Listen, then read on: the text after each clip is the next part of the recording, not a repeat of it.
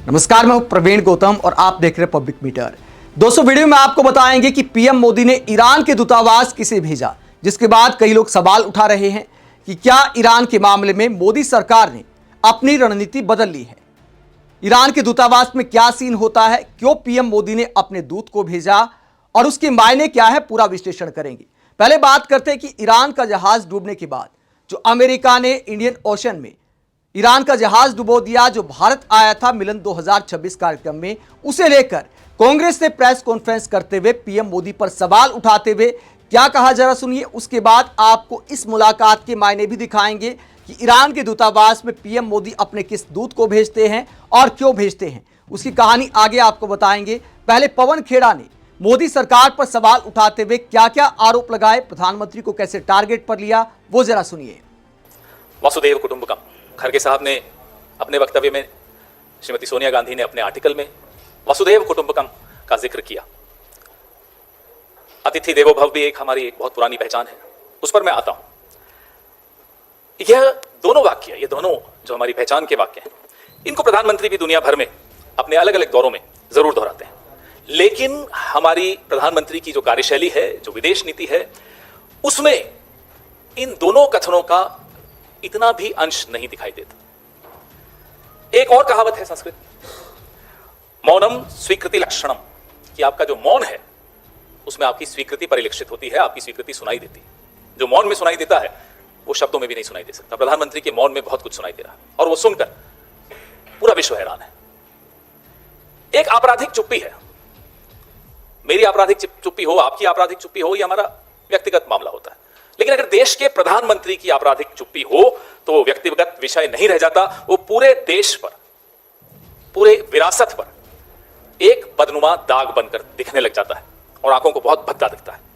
वो ऐसा दाग है जिसको हटाया भी नहीं जा सकता। ऐसी क्या मजबूरी है कठपुतली नरेश कि वो धागे हिलाते हैं और आप नाचना शुरू कर देते हैं? क्यों गए थे? क्या हासिल करके आए? आपके आने के 48 घंटे के भीतर एक गैर कानूनी जंग इजराइल और अमेरिका ने ईरान पर छेड़ दी। गैर कानूनी, अमेरिका की कांग्रेस से कोई अप्रूव नहीं हुई है, पास नहीं हुई है, गैर कानूनी जंग है।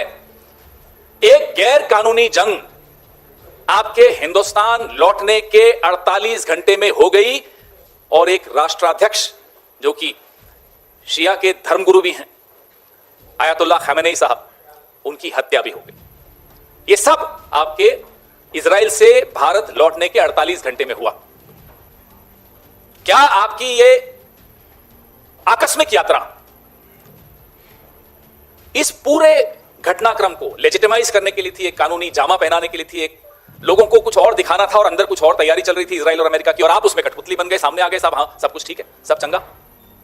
ये भारत का कद है आज की तारीख में कि आपको कोई भी कठपुतली की तरह इस्तेमाल कर लेता है और आप इस्तेमाल हो जाते हो।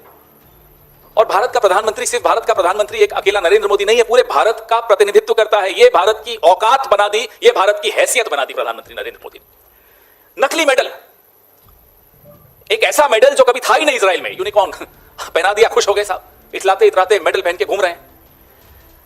आज इजराइल की वो स्थिति है कि जो ग्लोबल साउथ है वो इजराइल से दूर दिखना चाहता है, इजराइल के पास नहीं दिखना चाहता।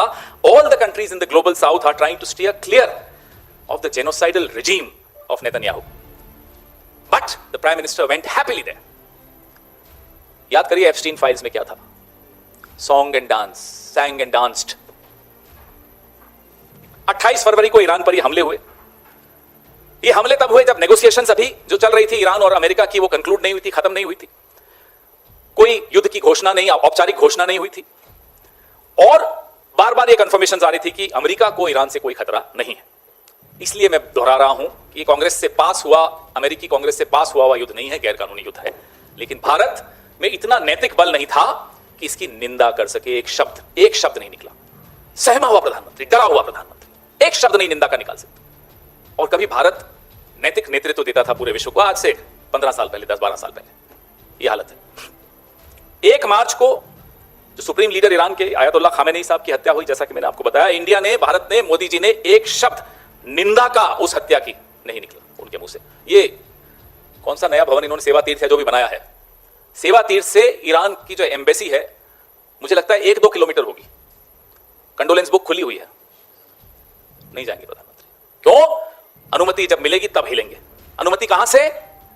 Gang of Epstein. एप्स्टीन के गैंग्स कंट्रोल कर रहे हैं आज प्रधानमंत्री को। उनकी अनुमति के बगैर न शोक प्रस्ताव हो सकता है प्रधानमंत्री की तरफ से, न निंदा प्रस्ताव आ सकता है प्रधानमंत्री की तरफ से। अफसोस कि मेरे देश का प्रधानमंत्री गैंग्स ऑफ एप्स्टीन के कब्जे में है। नहीं जाएंगे, लिख लीजिए आप।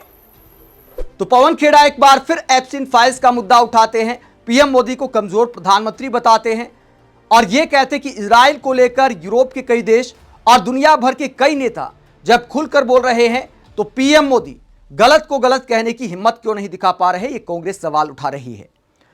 वहीं ईरान का जहाज डूबने के बाद आज एक नया घटनाक्रम हुआ। आज पीएम मोदी ने एक तो फिनलैंड के प्रधानमंत्री के साथ स्टेटमेंट जारी करते हुए यह कहा कि हथियार किसी मुद्दे का समाधान नहीं होते, चलो कम से कम इतना तो बोला। उसके बाद पीएम मोदी ने विदेश सचिव को भेजा है ईरान की एम्बेसी। ईरान की एम्बेसी विदेश सचिव विक्रम मिस्री क्यों गए? इसलिए गए क्योंकि आज ही ईरान के दूतावास ने खामनेई को श्रद्धांजलि देने के लिए एक सांत्वना बुक ओपन की है। यहां पर आकर आप खामनेई के लिए, जो सुप्रीम लीडर थे ईरान के, जिन पर स्ट्राइक कर दी अमेरिका ने, उनकी मौत के बाद लगातार विपक्षी नेता सवाल उठा रहे थे कि मोदी सरकार क्या शोक संदेश भी नहीं दे सकती। तो आज आधिकारिक रूप से विक्रम मिस्री ने जाकर शोक संदेश दिया है। तस्वीरें आप देख सकते हैं विक्रम मिस्री की। भारत के विदेश सचिव विक्रम मिस्री ने सरकार की तरफ से आधिकारिक रूप से सांत्वना बुक में शोक संदेश दर्ज कराया। चलो मोदी सरकार ने इतना तो किया, लेकिन क्या इस मामले को आप ऐसे देख सकते हैं कि भारत सरकार ने अपनी रणनीति बदल ली है? ऐसा बिल्कुल दिखाई नहीं देता। जब ईरान के राष्ट्रपति की मौत हुई थी तब विदेश मंत्री गए थे ईरान के दूतावास में। राष्ट्रपति की मौत पर जब सांत्वना बुक खोली गई थी तो खुद एस जयशंकर गए थे। आप खुद उनका ट्वीट देख सकते हैं। अब की बार विदेश सचिव को भेजा है। इसे लेकर आम आदमी पार्टी के सांसद संजय सिंह क्या कहते हैं, जरा सुनिए। संजय सिंह ने खबर शेयर करते हुए कहा कि क्या विक्रम मिस्री भारत के नवनियुक्त प्रधानमंत्री हैं? क्या जनता ने विक्रम मिस्री को वोट दिया है? आज भारत के सामने तेल और गैस के संकट की स्थिति उत्पन्न हो रही है।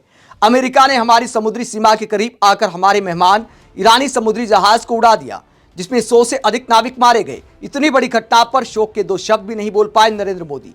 उनकी ये कमजोरी और कायरता इतिहास के पन्नों में दर्ज की जाएगी।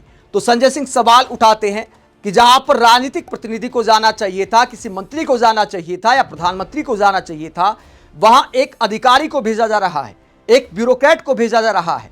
तो क्या यह भारत की लीडरशिप को शोभा देता है? यह संजय सिंह ने सवाल उठाया है। दोस्तों, कुल मिलाकर आप कह सकते हैं कि औपचारिकताएं पूरी की गई हैं ताकि टीवी डिबेट में बताया जा सके कि देखिए हमने सरकार के प्रतिनिधि को भेजा था, लेकिन लीडरशिप को क्या भेजा गया, यह विपक्षी सांसद सवाल उठा रहे हैं।